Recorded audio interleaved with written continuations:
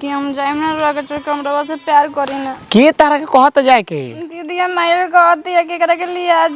ओकरा के कहे तो ना ओकरा कहला में कुछ बा ओकरा भोकला में कुछ नहीं खे रौरा पानी चना मान लेकिन हम रौरा के अपना दिल से अपन पति मान चुकल बानी तो एकरा में कोनो प्रकार का क्षति ना होके दे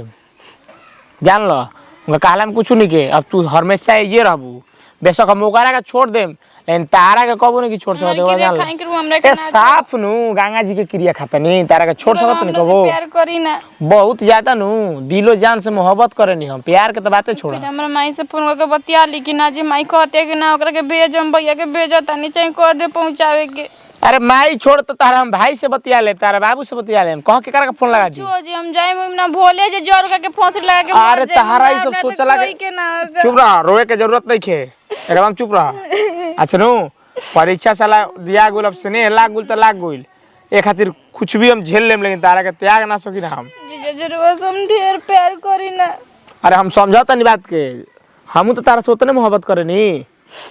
बस हम ढेर प्यार करी ना पूरा दुनिया छोड़ सके ना हम रवा के नहीं की छोड़ सके चाहे अब तू चुप रह तू तारे कहत तू रोजन बोला में कुछ नहीं तो तारा से बियाह करम हम यही तो रखम तारे को नाम देम ये रखम यही तो छोड़े तार नाम देम कि फलाना के मेहरारू बुझा गइले अगर एक चीज से वो अगर इनकार करी तो ओकरा के भले त्याग देम ना कबो छोड़म ना नु जी कबो ना भले ओकरा के छोड़ देम लेकिन तारा के कबो हम छोड़ नहीं सकत एक बार जान लो हमरा भरोसा बानू विश्वास बानू तो बस वो चीज के कायम रखो चलो घरे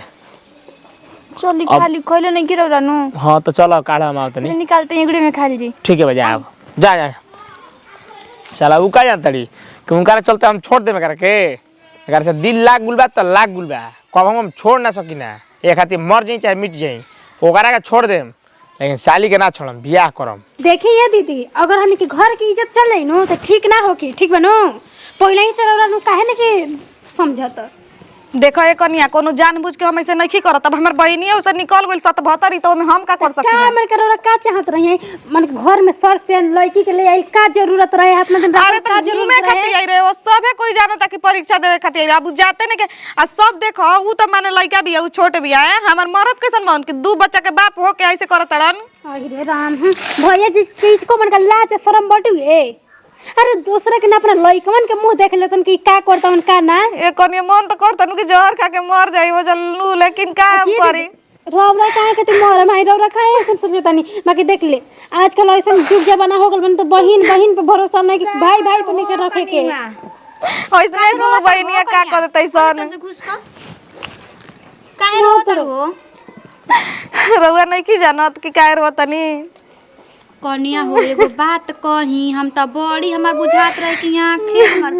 हमरा साफ लौकता कि ना ये दादा हे का बोल जी दीदी ऐसन बहिन त सात के दुश्मन के मत मिलो रे रामा ये दादा ये कनिया इहो बेटाउआ सुधीर आ मार भोर कवारी ध के हमर मर्दा हां तहर मर्दा चुप रह तार मरद बा नती ऐसे कहीं ओसन मरद के त आदमी जहर देखे ना दिए कन्या ओसन मरद रहो चाहे मत रहो आ वो खेलवड़िया मार जीजाजी कहत या धइले बिया जाय दिए दीदी गाड़ी मत दी ठीक नु काहे के उ मर जाता हमरे मांग दवाई उराड़ी के ना दवाई हां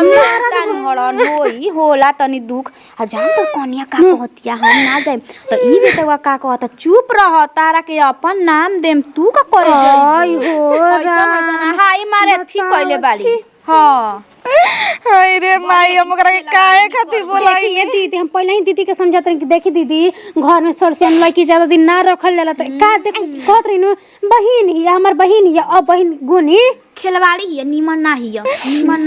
मन करता ना सुनी ना मन के लागन होई मन करता नु कि जहर मार के जब सब कोई जानिए त राड़ी के बारे में बताओ तनी के रोज 10 दिन पधरा ले सुन लेनी जा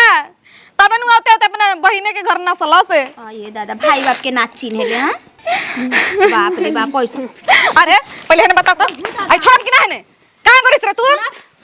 और रौरा लाज नहीं खतन को छोटे नहीं है पहले सुनी तो रौरा कहां गइल गोइल कहां रे पहले हमरा के बताई का भइल है ना कि कुछ कहता है कर मतलब का अरे महावीर वाली ढेर मत बोल। कपार से ना चढ़ल जाला बुझा अरे रानी सावत हमर बन गइल रे ए दीदी देखी ना जी आये बेटा तू लोग समाज गंदा करत रुको एक मिनट ते का कहल हेर चल आहो नहीं तो आयो दादा आयो देखा तनी नु काल हम ही ठीक रही हमरा के लेके घुमत रह आज हमरा के ढकेला तड़ा का चाहतनी बता दी करो का चाहतनी माने एक मिनट अब ले तारा ये ना मुझे हम का चाहतनी तुमने ठीक लागत नहीं सब खूब बढ़िया लगता हमारा हिंगरा ठीक लगता हमरा ठीक लगता तारा फेर में मैंने तारा ठीक लगता अरे समझ रे कल को तहारा के छोड़ी हन तब देखी हा बुझाइल हमरा के ना छोड़ ए जी प्यार के बुखार चढ़ल बनू अभी नहीं ढेर मुड़ी झाट के बतीला के जरूरत नहीं है। चुप रही रौरा हमने मत सिखाई हो बेटा हे तेरे में गलती बा बेटा हुआ हां तू का के रखबे हो हम 17 वगैरह तू काहे कटहिया पीली दिन झाम कइले बन ए बेटा तू लोग से भात भौदी चलावे ला नहीं ख तू लोग त जा ना है खेलवाड़िया भाग जेकरा से भौदी चलाबो तो ओकरा से चलाबो लेके भाग दिन भले ए दीदी जी सुन पहले हमार बात निमन से कान खोल के तोरा हमरा में सरकार नहीं के जो ढेर रानी में बा बुझाइले तोरा घर में रहे के बाद तो सहे के पड़ी बुझाइले चुप रही जी दीदी चुप रही हम ही फांसी लगा के मर जा तो नीचे हटाओ ने हटाओ हम मर जाई हटाओ मारा चट देना तोरा घर में रहे अरे रानी ठीक लगता ना रे बहिन हमारा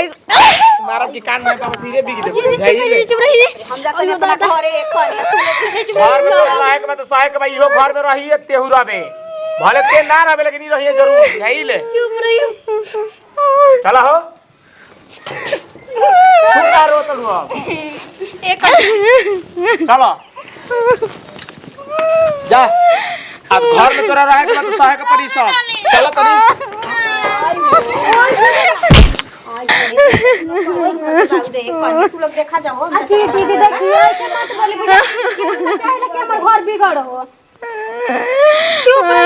एक कनिया अब हम ना जी हम जान लो हम अपना समझ लगे हम अपन सुहाग ना बांट सकी ना तू काहे नहीं कुछ समझते कनिया ए जी